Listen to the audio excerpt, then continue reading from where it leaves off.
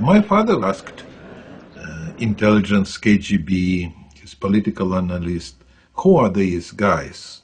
There was answered that one Central American dictator replaced another Central American dictator. For sure, they're pro-United States, and maybe they're agent of CIA. It was no idea that they can be socialism. Realizing he has to appease U.S. concerns, Fidel Castro travels to Washington on April 15, 1959. Military dictator. That is why we have not agreed with communism. He met with Vice President Nixon, claimed famously to the American press that he was not a Marxist, denied it, and said he was a democratic humanist. Fidel, at least in those initial months, kept everyone guessing. But behind the scenes, Fidel Castro had already aligned with Cuba's Communist Party. It'll always be an open question whether Fidel became a Marxist himself because of pragmatic opportunity or evolved over time. There is no doubt Fidel Castro was influenced by Che's ideological convictions. Che was vital in being a sounding board and an advisor to Fidel during the key years in the Sierra when he built up his role as the revolutionary strongman and also in turning him leftward. Fidel Castro shares Che's ideology and determination in changing the course of Cuba. Secretly, he had Che and some of his more radical colleagues meeting and privately drafting the outlines of the future communist state of Cuba. The government begins to prepare for Cuba's agrarian reform law, which calls for the seizure of private property.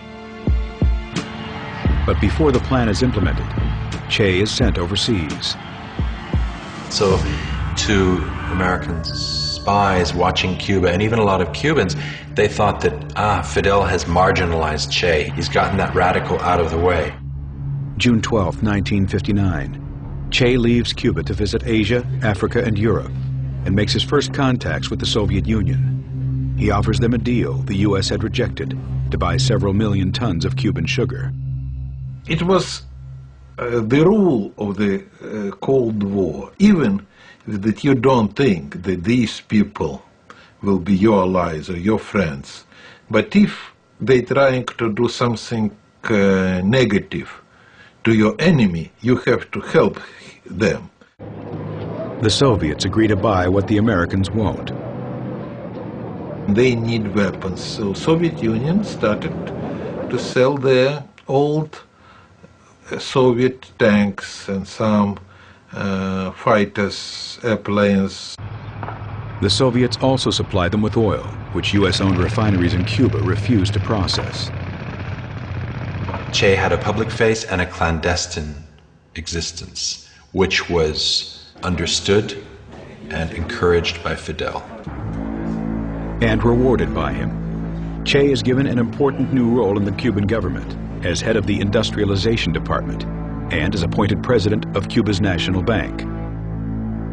He showed his disdain for the mercantile world and money by merely signing the Cuban bank bills. Che. To me, it was an insult to the Cuban people when he signed the first currency, and he signed Che Guevara. That was an insult. The capitalist structure of Cuba is coming to an end. Castro, he decreased the standard of living, so instead of making richer everybody, he made poor everybody. Fidel Castro signs an agrarian reform bill, and on May 7, 1959, the first seizures of large agricultural land holdings are made. The people, they start to see the reality, what's coming on. And pretty soon, the Cubans, they start the exodus to Miami. As thousands flee Cuba, Che takes on an even more radical plan. A favorite argument of Che's was that in order for Cuba to become truly politically sovereign, it had to become economically independent of the United States. And the only way to do that was to sever all economic links with the United States. The United States has billions of dollars invested in Cuba. Everything was owned by the United States. The electricity company, the ports, the mines, the twice-daily airline shuttle to Miami, the television stations. With America's refusal to refine Cuba's oil, Fidel Castro responds by nationalizing all foreign oil companies. In retaliation, the U.S. breaks all diplomatic relations. Less than 10 months later, all U.S.-owned companies are seized. Washington fights back and announces a trade embargo on all exports to Cuba. As tensions rise with the U.S., in Cuba, any opposition to the regime is viewed as counter-revolutionary and a crime. Even the practice of religion is frowned upon. Several dozen Catholic priests are expelled from the island. Over a Bible, they promise to fight until we had Cuba free or until death.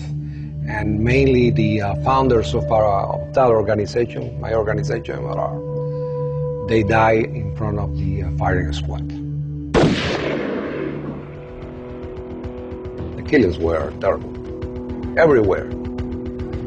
I didn't want to live under a regime like that, and my wife didn't want to. As thousands flee Cuba, the stage for confrontation with the United States is set. Fidel Castro's revolutionary government can no longer be tolerated.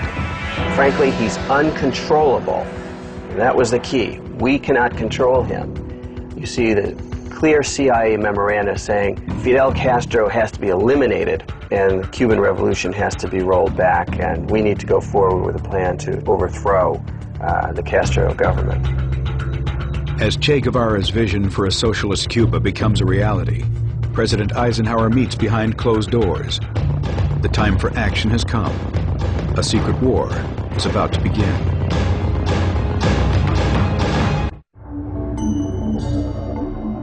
Within a year of Fidel Castro coming to power, the capitalist economy in Cuba has crumbled. Che Guevara is directly involved in seizing land. Foreign interests are nationalized. Thousands of Cubans are leaving. Relations with the U.S. sour, and Cuba sets its sights on the Soviet Union. America takes action. It's been presented to President Eisenhower, and he signs it.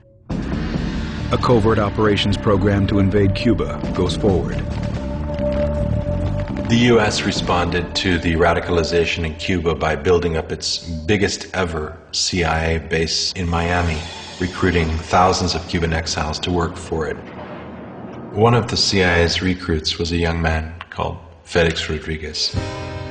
Born and raised in Cuba, Felix's family fled to Miami after Fidel Castro came to power. I learned that they were training camp to go and fight Castro, so I joined them. And I was then 18. The Cuban exiles train in Guatemala under the direction of the CIA, and a smaller group is sent into Cuba. Our team infiltrated Cuba before the invasion to work with the resistance. Back in the United States, John F. Kennedy is sworn into office on January 3rd, 1961. At the very first meeting, the CIA director for the Western Hemisphere said, unless you eliminate Fidel Castro, Raul Castro, and Che Guevara as part of this plan, you are never going to win. This is going to be one long, drawn-out affair. Kennedy agrees. Not only will he support the CIA plan to invade Cuba, but CIA assassination plots as well. So, in August of 1960, a very high CIA official named Richard Bissell authorized the CIA to create poison pills that would then be sent to mafia contacts inside Cuba and somehow put in Fidel's food. Although the assassination attempts are unsuccessful, the plan to invade Cuba begins on April 15, 1961. It was in the course of the fighting that Fidel finally showed his true colors and announced that he was socialist, Marxist-Leninist, that the regime henceforth was going to be allied to the Soviet Union. Fidel Castro gives Che command of Cuba's Western Army, but the invasion comes further south in an area called Playa Girón, the Bay of Pigs. As the 1,500-man Cuban exile army known as Brigade 2506 approached the island on April 17, 19